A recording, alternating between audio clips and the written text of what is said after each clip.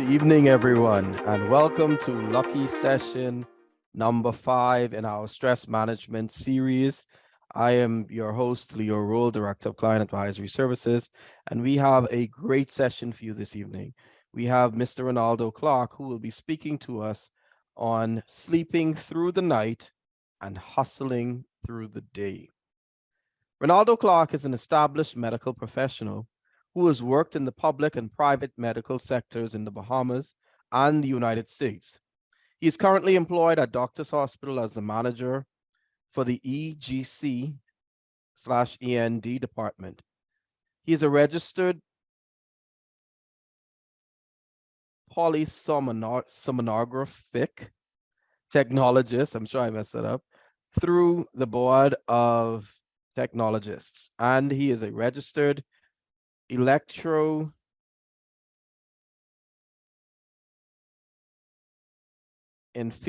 technologist through the American Board of Electroneural Diagnostic Technologists. He has held certifications for over a decade and is the first and only dual registered electroneurodiagnostic technologist in the Bahamas. He is also the former president of the Bahamas Electroneurodiagnostic Technologists, where he has brought a team of awareness to the critical role of electroneurodiagnostics played in healthcare, such as the importance of sleep medicine. Ronaldo is an avid reader and learner. Hence, he has received a Bachelor of Science in Healthcare Management from Asworth University with summa cum laude honors, and he is also enrolled at Edinburgh Napier University, where he is completing his dissertation for a master's degree in business administration. Despite his love for the medical field, Ronaldo is passionate about business, financial planning, wealth management, and economics. He has played a crucial role in the development of young Bahamians looking to achieve financial freedom toward a secure future. Most importantly, Ronaldo believes that the only reason he has gotten this far is because of his faith in God. His favorite scripture is Philippians 4 and verse 13. I can do all things through Christ who strengthens me. Ladies and gentlemen, help me to welcome Mr. Ronaldo Clark. Good evening, Mr. Clark. The floor is yours.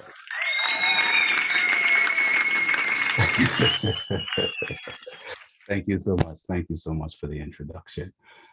So today we will be, okay, I got you. Thank you, thank you. I'll try to clear up some of those pronunciations as we go along in the presentation. But before I start, I want to say thank you to SBDC for putting on this timely event. I would also like to say kudos to all the previous presenters. I think everyone did an excellent job. I wasn't able to attend all the events, but the ones I did paid attention to, I learned a lot.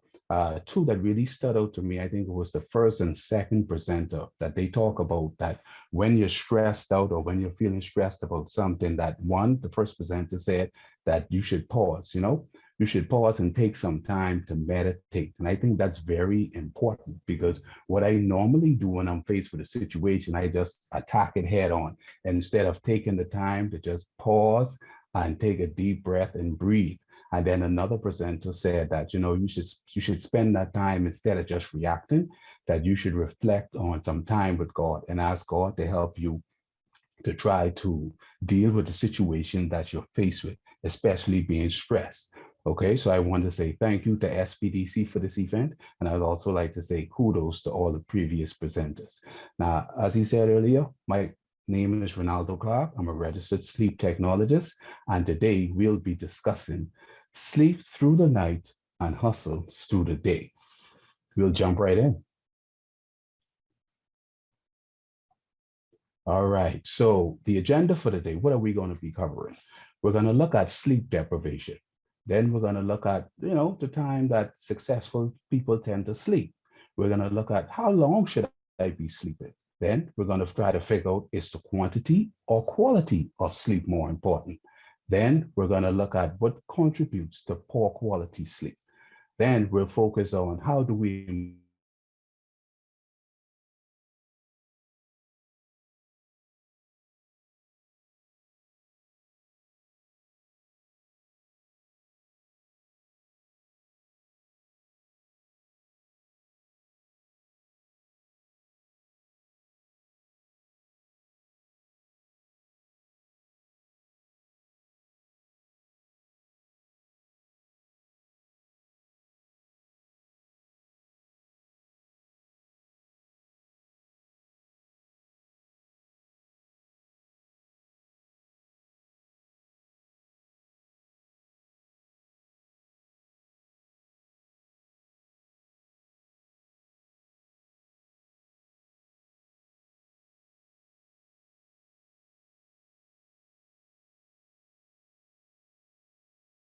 My apologies, everybody. We seem to have some technical difficulties on Mr. Clark's end. If you can just please provide us with a few moments to get this sorted out, and we'll be right back with the scheduled program for this evening.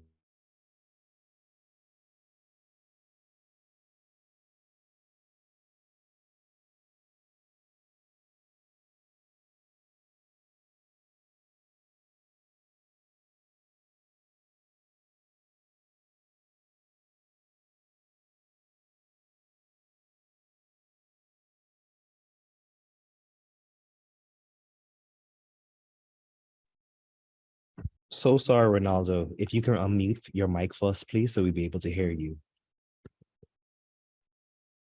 Okay, I'll start over with this here. I think I lost, sorry, I apologize. I lost internet connection just now. No problem. Thank Okay. you.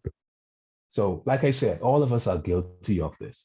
And the unknown author states that the year was 2006, and I was a new entrepreneur at the time.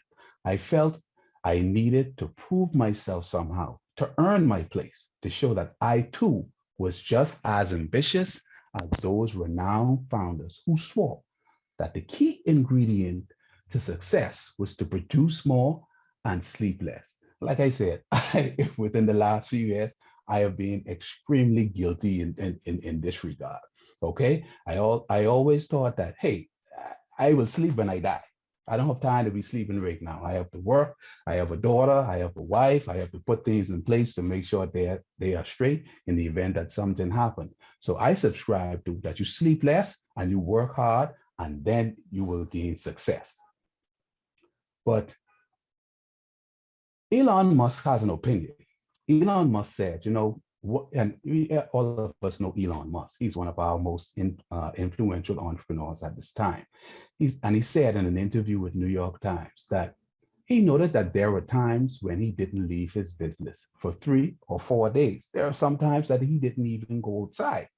However, as a result, he expressed the inability to spend quality time with his kids and friends. It also led to physical and mental harm on himself. We also have Robert Britt. Now, Robert Britt, most of you all might not know him, but Robert Britt did everything. He was an entrepreneur. He was an executive. He was a part of the C-suite, and now he's an author. And he wrote the book, Make Sleep Your Superpower. And Robert Britt said, multiple nights of poor sleep take a serious toll on your cognitive ability and your physical health. Over time, what you have to understand, and I want everybody to pay attention to this, over time, poor sleep adds up. It's like hidden expenses. You don't notice in the ledger until suddenly one week you can't make payroll. I want you to understand that sleep is a subtle but aggressive debt collector. You might be running around in circles saying, I have to do this, I have to do that, I have to make this money, I have to make a partnership with this person to try to make more money. You can do all these things, losing all the sleep, trying to be successful. But you have to understand the thing with sleep, sleep is not going to lose. At any moment, at any point in time, sleep is going to come and collect what is owed to it. Okay? Now, what happens if you have less sleep? Okay, I want you to understand that less sleep leads to poor judgments, lack of self-control, and impaired creativity. And we as entrepreneurs, not an executive yet, but entrepreneurs and executives have to understand that these characteristics are critical to being successful. And if you have a lack of sleep, it's going to lead to poor judgment, lack of self-control, and impaired creativity. There was a study done by Harvard Business. They took 784 entrepreneurs, right? They sleep deprived one half and they let the other half sleep. What they found out that persons who slept throughout the night, who got a good night's rest, quality sleep, these persons perform better than the persons who were sleep deprived. They then take those same individuals who were sleep deprived and allow them to sleep, have a good night's rest. And they found out that those persons performed even better when they sleep. Okay, so the truth is, what we have to understand is the quality of sleep consolidates and store memories. It processes emotional experience, it removes waste products from the brain, and it refuels your brain.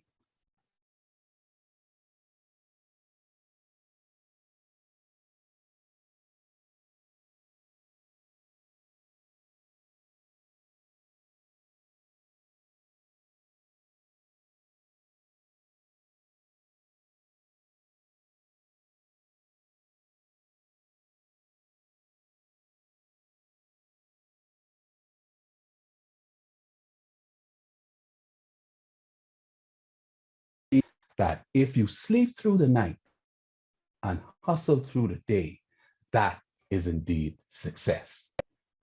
But let's continue. But all this talk about sleep, what is sleep? And there are a number of definitions for sleep. But simply put, sleep is a normal, reversible, altered state of consciousness in which motor activity decreases and sensory stimuli is reduced. But I don't want you all to think of sleep as a passive activity. Sleep is far, far from being a passive activity. We have to understand that when you go through when you sleep through the night, you go through different stages of sleep. Okay, we have our first stage, what we call N1 sleep, and this transition is between the wakefulness and sleep phase, and this phase usually lasts for 5 to 10 minutes. Okay, then we go into stage that's called N2 sleep. Now, during N2 sleep, the body temperature tends to drop, the heart rate begins to slow down. Also, and this period usually lasts for 20 minutes. Now, during sleep, if you were going to do a sleep study, what happened? The technologists would put some electrodes on your head, and you will get this what we call sleep spindles. That's how the sleep technologist or the physician would know that you're in stage 2 sleep versus any other stage of sleep. But anyway, I digress. Let's continue on. Okay, so now we have transitioned from N1 to N2 sleep. Now we're moving to N3 sleep. Now, N3 sleep is the deepest form of sleep, okay? What we notice is the muscle starts to relax more and the blood pressure and breathing rate starts to drop. And as I said before, N3 sleep is the deepest form of sleep. Then we go to this fascinating phase that we call REM sleep. Now, during REM sleep, the brain becomes more active. Now, I know a lot of people, there's a misconception that nothing is going on when you sleep. I want you to understand that scientists have not concluded yet exactly what is happening when we sleep. But these are just a tip of the iceberg of what happens when a person is sleeping. Okay, so the body becomes more relaxed. So although you get that relaxed stage and that stage 3 sleep or N3 sleep, the body gets even more relaxed when you go into REM sleep. And you get this rapid eye, REM sleep stands for rapid eye movement. And literally when the person is sleeping, you can see that their eyes are blinking repeatedly. And during this phase, this is where the person is actually dreaming. You're recalling all the lovely things and all the stressful things that has happened during that day. Okay, now why is sleep so important? Now, sleep is important because sleep is just important as food and the water that we drink. Sleep is so important that you spend approximately 1/3 of your time sleeping.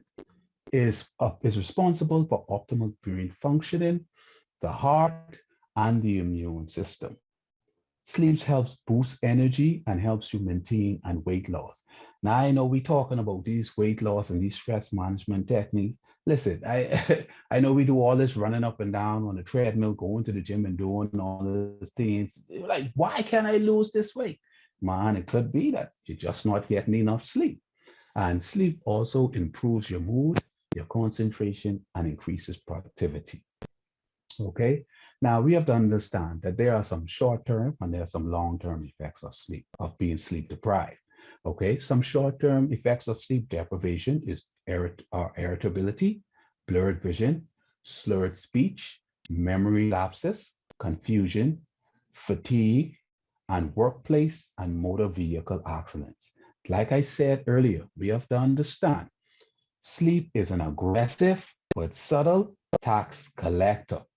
When you lose sleep, sleep is going to come and try to get their sleep at any time, any place. You could be operating a car, fall asleep at the red light, or you can be driving along on the east-west highway and sleep want to collect at that time. Your body is going to fall asleep. You could lose control, end up injuring, uh, killing yourself, or worst case scenario, killing some innocent bystander. So I want to repeat that sleep is very, very important. So we have to get enough sleep, okay? Now, researchers, now sleep deprivation and alcohol. Now, what does sleep has to do with alcohol? Okay.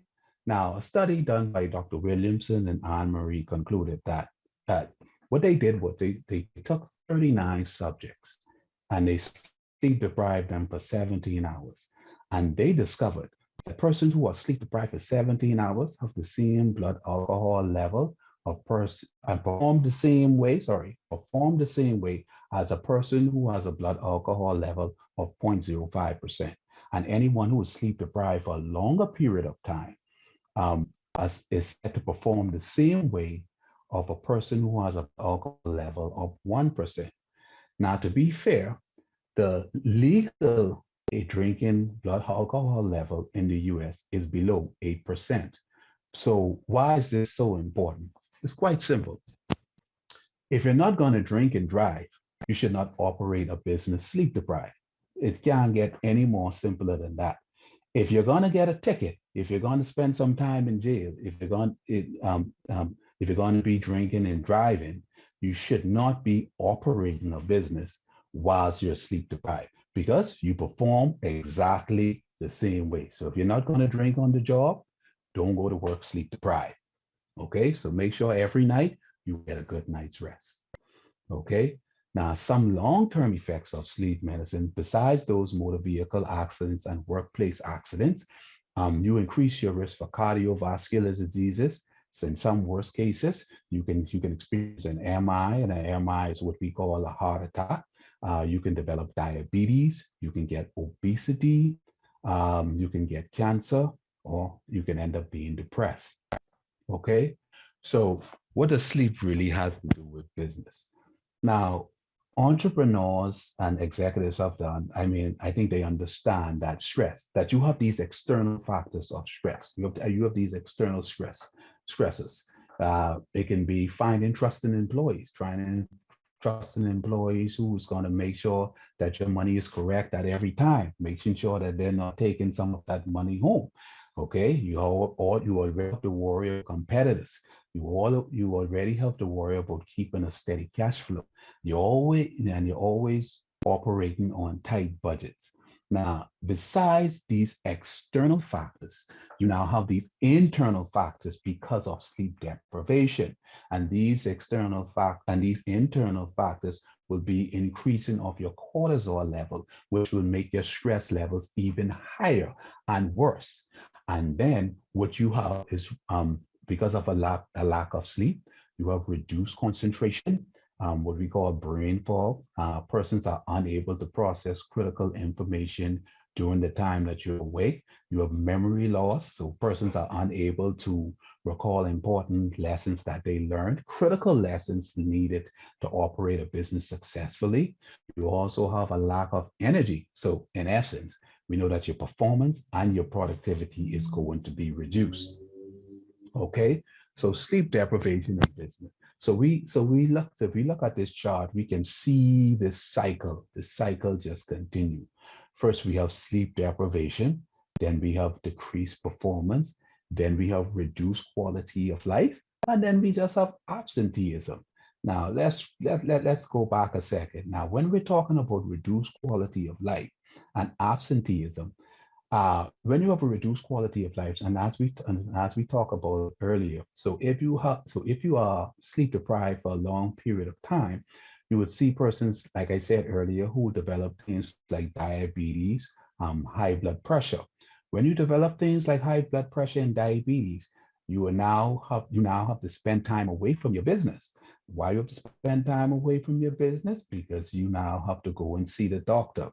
And when you have to go to repeated visits to see these doctors, you also have to spend money. So, so you're losing money and you're losing time running your business. Okay. Now, besides your business, you are also not spending quality time with things that are important, like family and loved ones. Okay. So this is where this absenteeism coming. So if we are sleep deprived, we have decreased performance, reduced quality of life, absenteeism, and we have a stressful, unsexful business. Okay. Now, what is the total sleep time that successful people usually sleep? So we have Oprah Winfrey here, who sleeps for 8 hours. We have Bill Gates, who sleeps for 7 hours. We have Tim Cook, who's the CEO of Apple. He sleeps for 7 hours. We have Elon Musk. He sleeps for 6 hours. And then we have Donald J. Trump, who sleeps for 4 to 5 hours. Now, there's one thing that most of these persons have in common, that if you look at their net worth, if you're just looking at their net worth, you would say that these are very successful people. But what you see here, we have that they sleep different amount of time. Not everybody sleeps the same amount, other than Bill Gates and Tim Cook. So what we do, another difference that we have here, a lot of these persons are in the news for different set of reasons, some for positives, some for negative. Now, to say that sleep is a factor in what these persons are in the news for, that's an interesting study, and that is one we should have one day. Okay, but we can conclude that despite the amount of hours that these persons sleep, all of them are considered successful individuals. Okay, but Bill Gates said that he used to regularly sleep. He used to regularly pull all-nighters in the beginning of his career at Microsoft. He said, I knew I wasn't as sharp when I was operating mostly on caffeine and adrenaline, but I was obsessed with my work, and I felt that sleeping a lot was lazy. I am guilty of this as well. I need to work. The more I work, the more money I'm going to get, the more successful I'm going to be. I agreed with Bill Gates. Then he said, now the billionaire Microsoft co-founder, he gets at least 7 hours of shut-eye, and wrote that all people need that much, even if you're not convinced otherwise. Okay? Then we look at Jack Ma. Jack Ma is the successful owner of the Chinese e-commerce site Alibaba. Okay? And he said, sleep is key to handling stress and problem solving. So he's basically saying, he goes on to say, if I don't sleep well, the problem will still be there. So it's just like drinking alcohol. You drink alcohol or you smoke or whatever you choose to do. It don't matter what you choose to do. So if you try to sleep deprived to try to get this problem resolved, whether you sleep or don't sleep, the problem is still going to be there. But he feels if he does get enough sleep, that he has a better chance to fight it. And I totally agree with him here. Okay. But all this different variations of time and sleeping and so on, what is the recommended of hours of sleep that I should be sleeping? Okay, so the American Academy of Sleep Medicine recommends that you should sleep for 7 to 8 hours, 7 to 8 hours per night. Okay, while others believe that an additional, not 2 to 3 hours, an additional 2 to 3 hours is most beneficial, while other experts believe that 6 hours is efficient.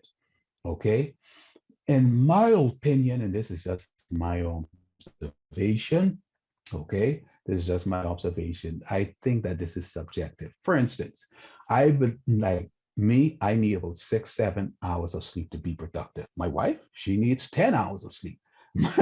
I cannot sleep longer than 7 hours per night. And to sleep 7 hours per night, I have to be extremely exhausted.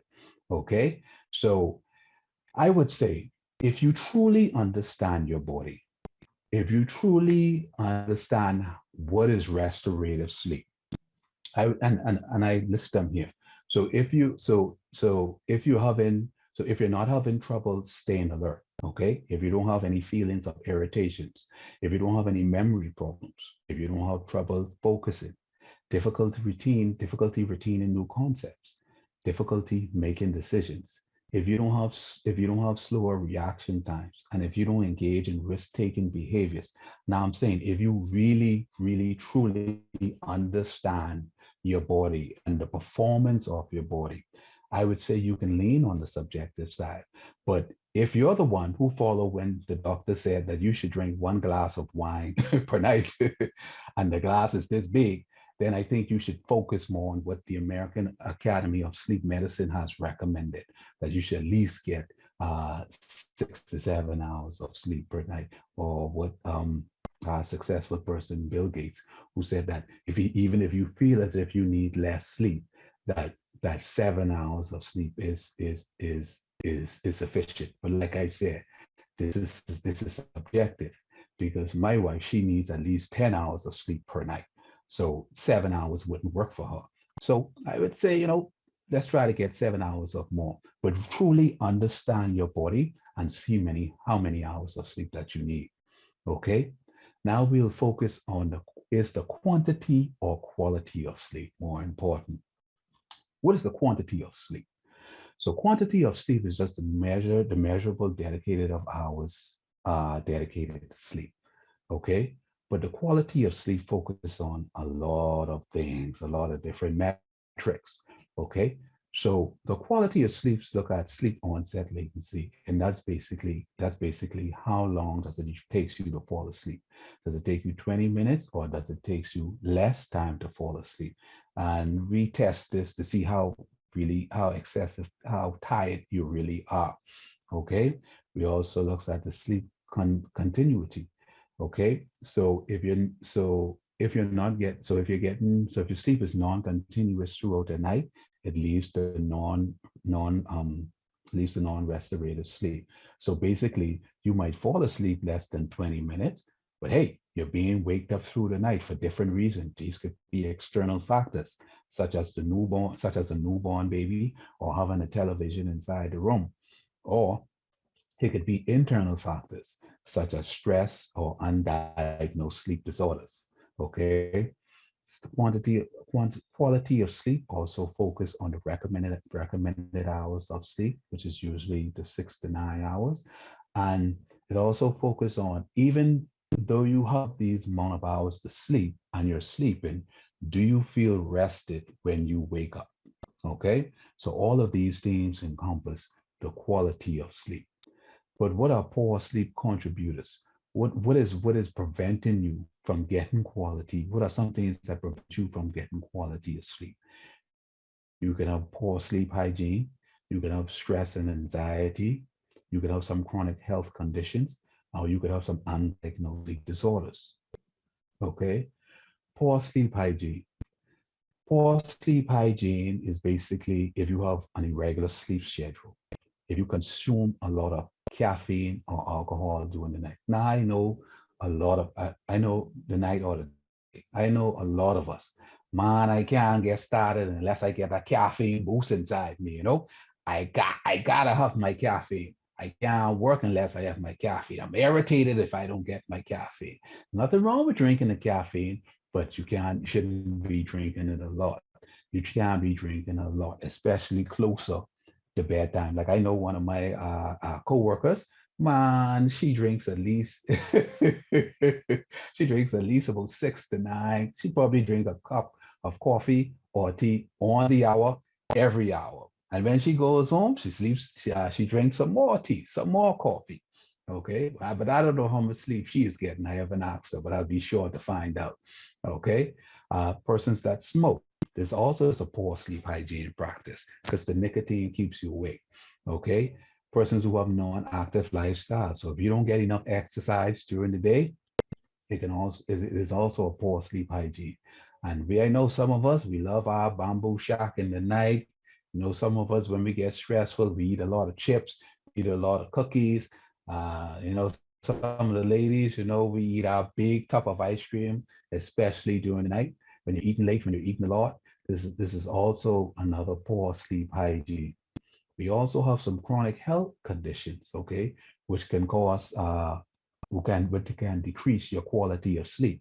You have persons who have asthma, who have renal disease, persons with indigestion, persons with chronic pain, persons with these chronic health conditions this can also lead to stress. This can also lead to anxiety, and in some cases cause depression because they're just not getting enough sleep. They want to sleep, but they just can't sleep because all of these stress factors. Okay. So we'll now look at sleep disorders. There are a number of sleep disorders. There are a lot of sleep disorders, but we're only going to concentrate on two for the sake of time.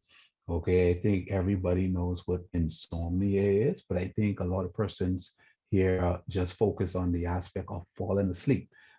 Insomnia is the difficulty of falling asleep, staying asleep, and waking up too early and not being able to go back to sleep. Me, myself, I suffer from this.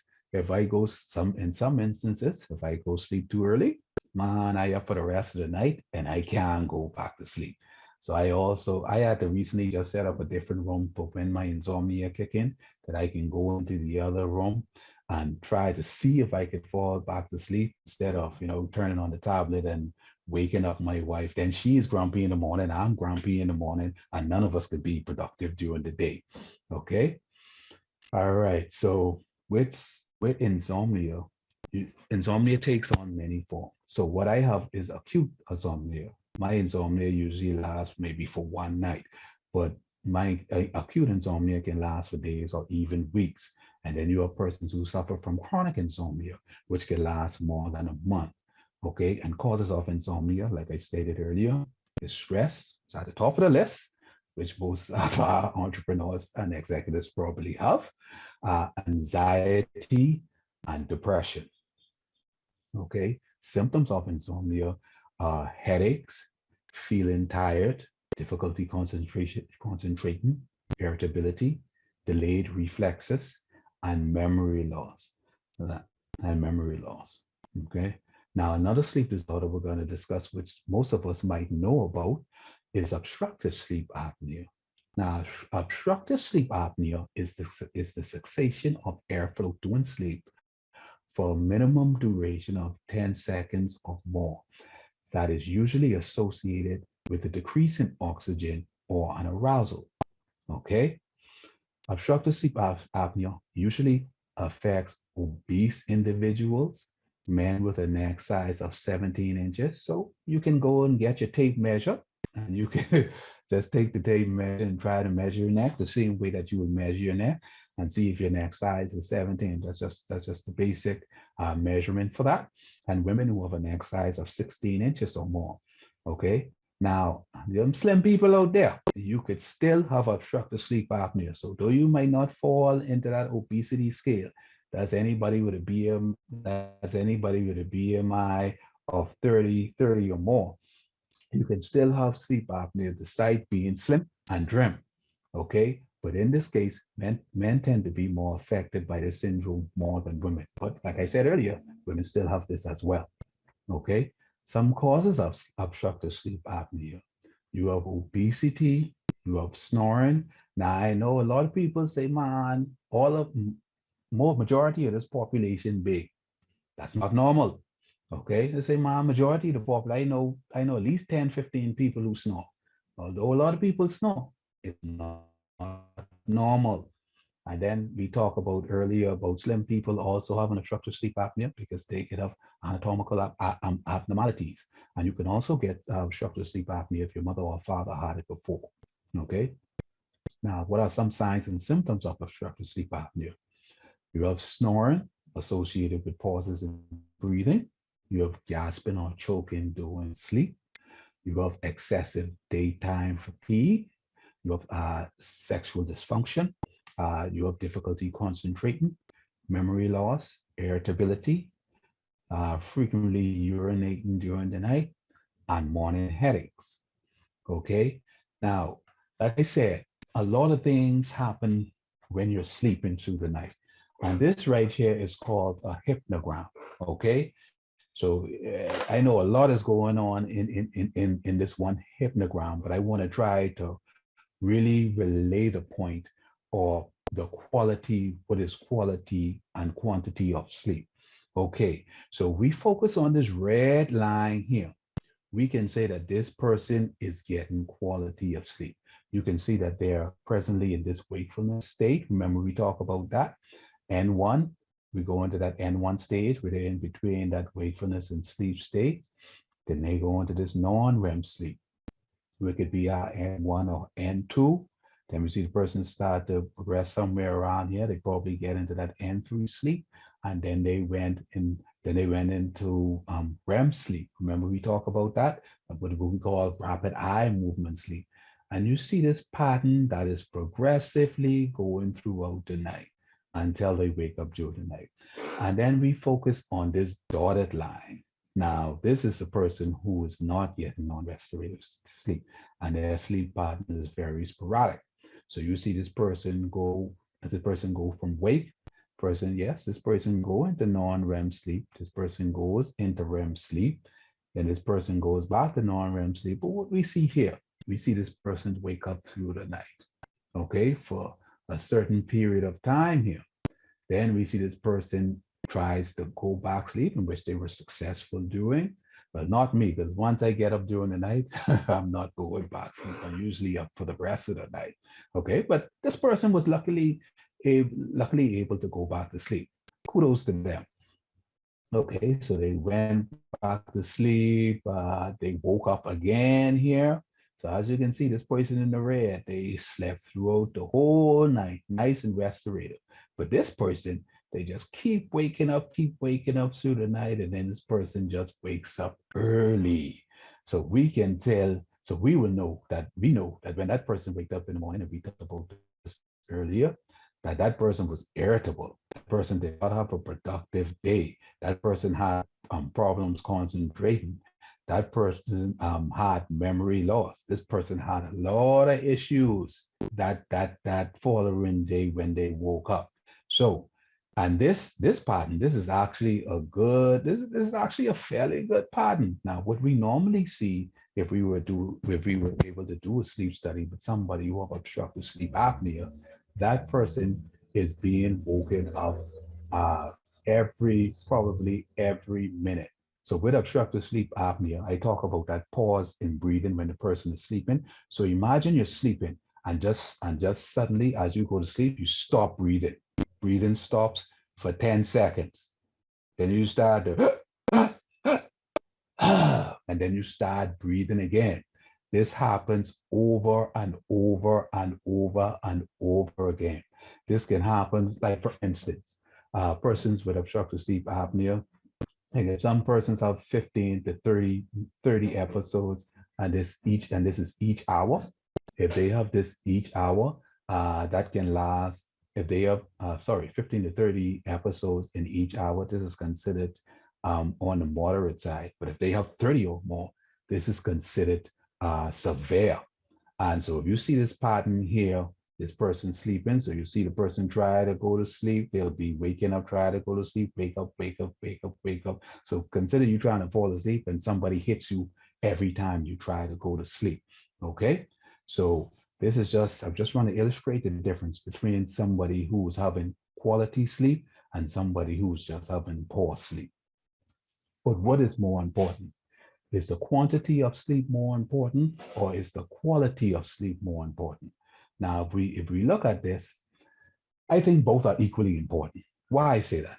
Okay, so if you get 6 hours of sleep, but it's constantly interrupted, like I stated, you still end up with non-restorative sleep. Now, let's just say you have, let's say you have non-interrupted sleep, but you have non-interrupted sleep, but sleep for less than 6 hours. You still have non-restorative sleep. So the ultimate conclusion is quantity and the quality of sleep equals optimal performance and productivity. So for me, none is really greater, none really supersedes the other. You have to get enough sleep and you have to get quality of sleep. And that's the only way you can be productive during the day. Okay. Now, what are some tips to improve the quantity and quality of sleep? Got to stop smoking right out the gate. So if you smoke, you just need to stop doing it. Quit it. Okay. You have to reduce the consumption of caffeine or alcohol during the day.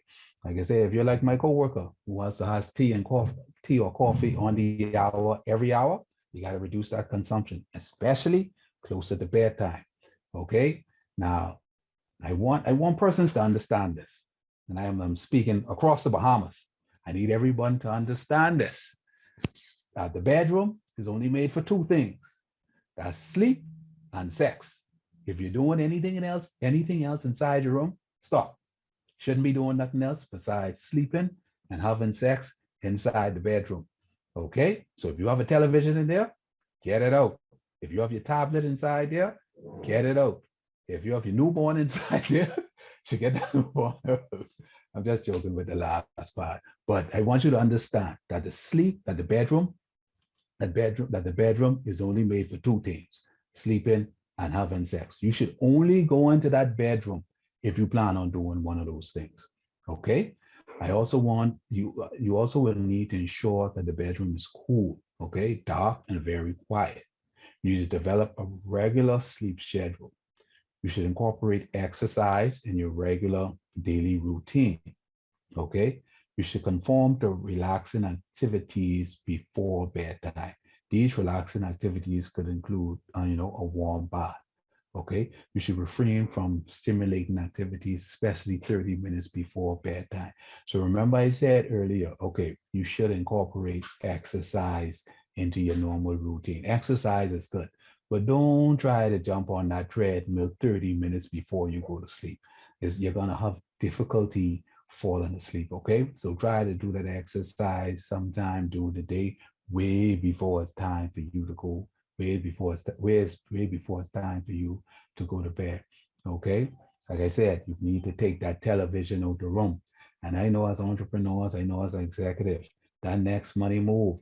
If you got your office, your desk inside your bedroom, get it out your bedroom. I don't care. Put it in the hallway, put it in the bathroom, but don't have it inside your bedroom, because like I said earlier, the bedroom is only made for sex and sleep. Okay. You also should address neglected chronic health conditions with your local healthcare provider. And if you suffer from depression and anxiety and these other things, you should try to seek counseling. You should try to sit and speak with different support groups for these areas. And if you're still not able to get restorative sleep, you should try contact your local sleep clinic. Okay. But what exactly is a sleep clinic? Now, a sleep clinic or sleep lab is a facility designed for the purpose of diagnosing and treating sleep disorders. Remember, we talked about those sleep disorders earlier. It can be insomnia, it can be obstructive sleep apnea. You also have persons with restless leg syndrome, sleepwalking. The list goes on and on and on and on. But the sleep lab is nothing to fear. The sleep lab is built exactly like a hotel room. Exactly. It has everything inside there. It has a shower, it has a bed, it has even a nice comfy chair you can lay off and relax. Okay. Is very natural, and it's something that you will see normally every day. So there's no need to fear. And the sleep study itself painless. You won't feel anything at all during a sleep study. Okay. Now, contacting your sleep lab, and I say you could contact your sleep lab if like those tips that I gave you and those tips are not working for you, you should contact that sleep lab because that sleep lab is going to help you develop good sleep hygiene practices. That sleep lab is also going to help diagnose any sleep disorder that you may have. Also, that persons, within some persons who maybe I didn't talk about it, but you have some persons who are excessively uh, uh, drowsy during the day, persons who may have narcolepsy, excessive daytime fatigue, and so on and so forth. They will need stimulants to keep them up. And then you have persons who have difficulty falling asleep, difficulty staying asleep. They would need sleep aids such as the Ambience and so on and so forth to try to help you sleep during the night. You can also get them from a sleep clinic or a sleep lab. Doctor's Hospital has a sleep lab. We are here. We are happy to assist. We are happy to create strategies that specifically tailored for you to help you get the most restorative sleep that you could possibly get and also be productive as you can possibly be as an entrepreneur or an executive. Okay. So in summary, I want you to tip number one, you should sleep through the night and hustle through the day. Remember, sleeping less and working harder does not equal to success. Remember, like I said, you don't have to take it from me. You could take it from Harvard. You can take it from American Academy of Sleep Medicine. You could take it from Elon Musk. You could take it from Jack Ma. All these different persons that you can take it from. That sleeping less and working harder does not equal success. You have to sleep through the night and all in order to be successful during the day, to be the most optimal individual you can be. You have to understand that sleep deprivation leads to stressful, unsexful business and reduced the quality of life. Okay, so you got to try to stray away from being sleep deprived. You have to get the recommended hours of sleep, the recommended hours of quality sleep. Remember, we talk about that you can't just be getting that, say, I'm getting that 6 to 9 hours of sleep. It has to be that quality of sleep as well, where you're not being interrupted by external factors. You're not being interrupted by chronic health conditions. You have to try to get that quality of non-interrupted sleep during the night, okay? Or I know some people work in the night. I should have covered that as well. Some persons, they work during the night and they sleep during the day. So whether you sleep in the night or whether you sleep in the day, you have to make sure that it's quality, dedicated sleep. Okay. And then tip number 4, quantity and quality of sleep is equally important. Okay. So try to get both. I can't stress that enough. To be a successful entrepreneur, to be a successful executive, you have to get quantity and the quality of sleep. And that will lead to you being successful. Thank you. And if any other questions, I'll be happy to take them now. Thank you so much, Mr. Clark, for that. Definitely that wealth of information. So at this time now, what we're going to do is we're going to open our Zoom chat and our Facebook live stream if anyone have any questions. I know, Mr. Clark, your presentation was definitely very beneficial and very, very knowledgeable. That I didn't want to interrupt you, but it kind of went into our question and answer time. So it would limit us in terms of how long our question and answer would be. But I would like to open the floor if persons do have any questions that they like to ask. And if they do not, I can definitely start us off. So I definitely have some questions of my own curiosity. And I'll kick us off.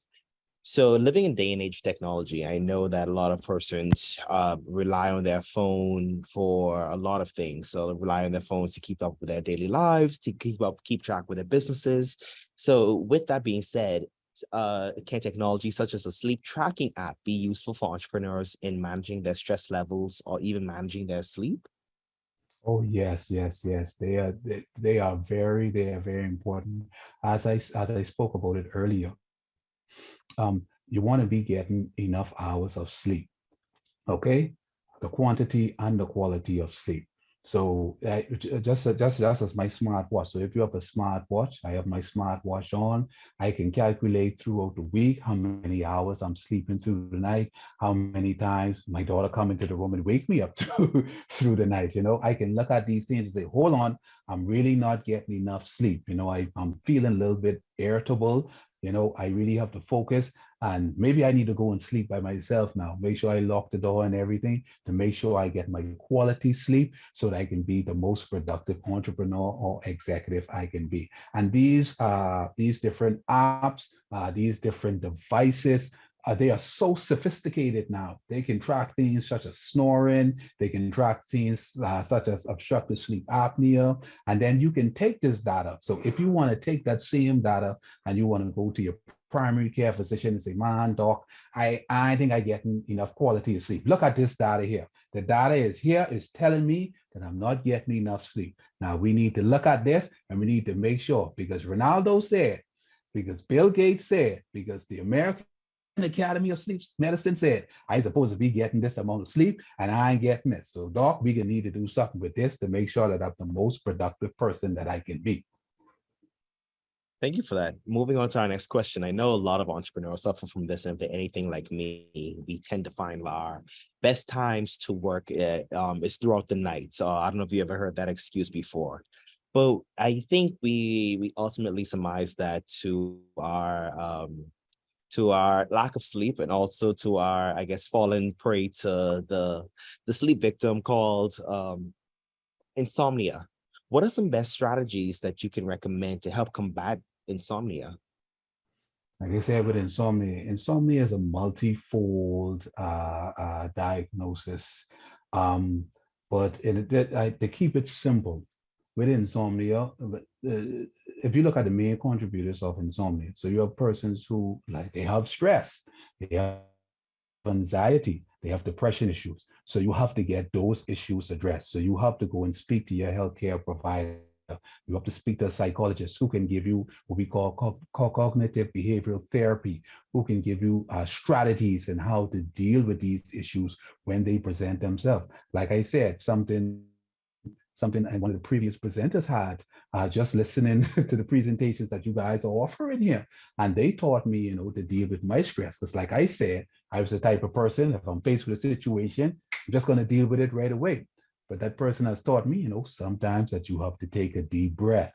You have to take a deep breath, you have to meditate, and then you go and act on the situation instead of diving completely into it.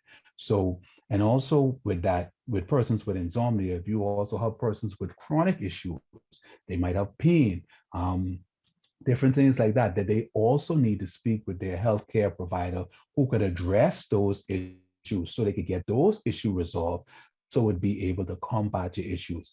But in the context of what we're talking about today, which is entrepreneurs who just thinking about that next money move, how much more money I can make over this next quarter, I losing this money over this next month, this next day. Um, to deal with those issues, you really need to speak with a healthcare provider, a psychologist, like I said earlier, who can give you those tips and tricks that would help you stay relaxed so that you can deal with the insomnia and so that you can get restorative sleep during the night. Now, that working in the middle of the night, I used to subscribe to that as well. It's not productive, because although you get that eureka moment during the night, I want to go and deal with this right now because all the juices is flowing and everything is happening and so on and so forth. You deal with that in that section, but now it's time to go to work. Now it's time to deal with people. You're irritated, so you're not being productive. You're shouting, you're screaming at everyone. You got a complaint from a customer come inside. You learn a lesson from that customer. The next day, you get that same issue. Oh, I forgot what I did in that situation because I didn't get enough sleep because I was trying to get this next money move jot down and so on and so forth. So I would say, try to get that sleep. And when you do have insomnia, if you have difficulty falling asleep, don't lay there and try to go to sleep. Like I said, what I do, you should remove yourself from the room. You can go and, go to, if preferably, if you go to a darkly lit room, where there's no light to get you energized again.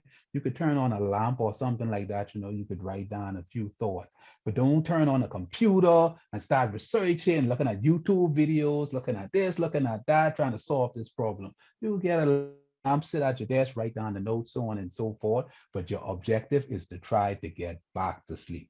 Don't try to stay awake. Okay. So those are the few recommendations I would give. Thank you so much for that. I do have another question here in our Zoom chat. I would say that a lot of persons, they may not be the type that goes to the gym or have a hard time scheduling that physical activity in their routine daily schedule. So with that being said, would you consider sex being a form of a physical activity or exercise before bed? No. I mean, for me, it's a very stimulating activity.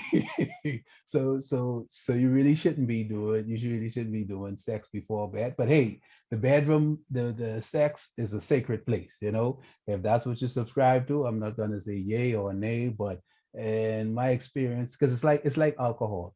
Okay, so if you drink the alcohol, everybody know alcohol is a sedative. The alcohol is gonna put you to sleep. Okay, but what happens when people don't realize that is going to disrupt your sleep? One, because your body is so relaxed, it's going to cause you to snore. It's going to cause what we talked about when we talk about obstructive sleep apnea. So if you have a sleep condition, that is just going to make the sleep condition worse. Okay, and then with alcohol, what we call when that alcohol withdraws, it then wakes you up, and then you have insomnia. You can't fall back to sleep. Okay, so if you're we're entrepreneurs, we're so busy during the day, we don't have time to be going to the gym and so on and so forth. But you can do like where I work at Doctor's Hospital, we have stairs. You can go and walk up the stairs. Try to do that 30 minutes a day. Instead of sitting down all day typing, try to stand up and try to get some work done. Just try to keep your body active. Like my watch, I have a Samsung watch. Every time I'm sitting for too long, it gives me a reminder. You can turn on that reminder, get up, do some stretches. You just have to keep your body in motion, keep your body in motion. And our cardiologist say, Dr. Alejandro Mesplix, walk for 30 minutes a day. If you can get at least a walk, you don't have to do any excessive lifting these heavy weights, running on the treadmill, because the time it take you from go to work to get to the gym, to get back to work or to get home, that's a lot of time. And you're losing a lot of time that you could be focusing on your business. So if you can just walk around your work, walk up the stairs instead of taking the elevator, instead of parking. I know we are executives, entrepreneurs. We want to park right in front of the building. No, you take the longest spot and try to give your customer that parking spot right in front of your business. We can do simple things like that just to keep the body in motion. I like that. I'll definitely take that tip and trick. So my final question, just for the sake of time, from our Zoom chat here, what is your take on sleep aids? For example, sleeping pills or even alcoholic nightcaps for those that suffer from sleep deprivation? Okay, well, that would be more for a physician to answer, but in my expertise, what I've noticed with persons, and these are just dealing with persons who have sleep disorders, persons who usually take sleep aids, like I said, you probably have to consult a physician in that answer, but what I've noticed is persons who usually take sleep aids, the body starts to get used to it.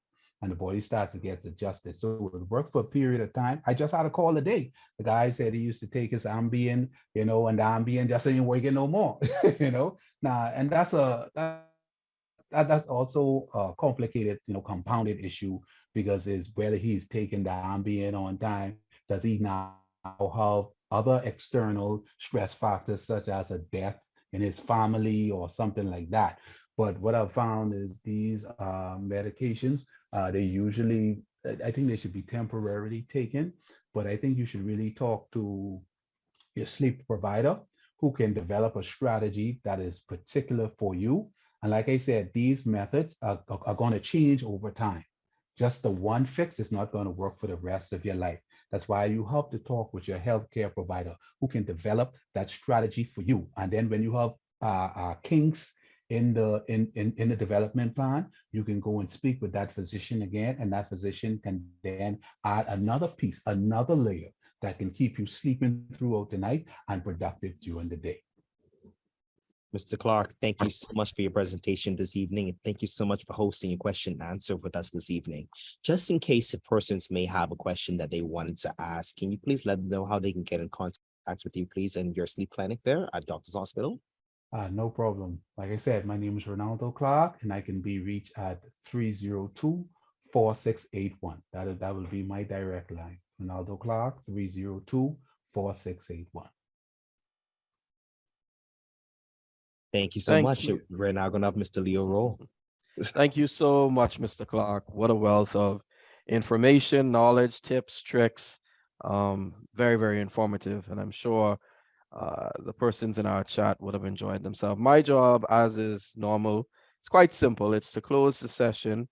And I have one trivia tonight. The trivia is for a $100 Sleep Gallery gift certificate. And as you know, on a weekly basis, we have gifts that are aligned as closely as we can to the speaker's topic for that evening. And of course, with Mr. Clark speaking on sleep through the night, hustle through the day, we thought it fitting to give a gift certificate to Sleep Gallery. And so for this $100 gift certificate, Mr. Clark spoke about 39 subjects that were sleep deprived for 17 to 19 hours.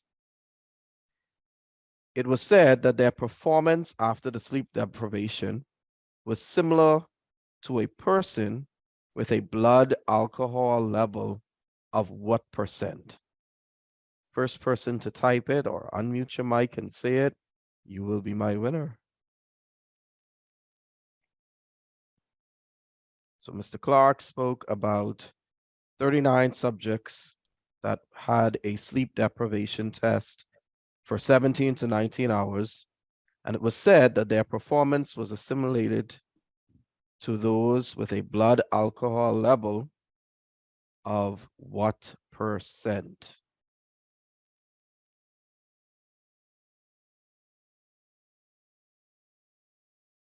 I see Miriam saying 0.8. Not quite, Miriam, almost.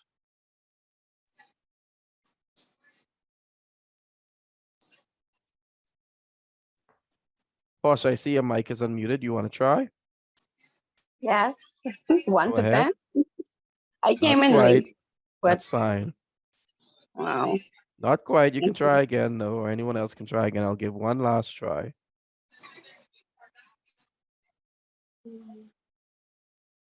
1.2 or 5 or 2. All right. So our prize will, of course, roll over.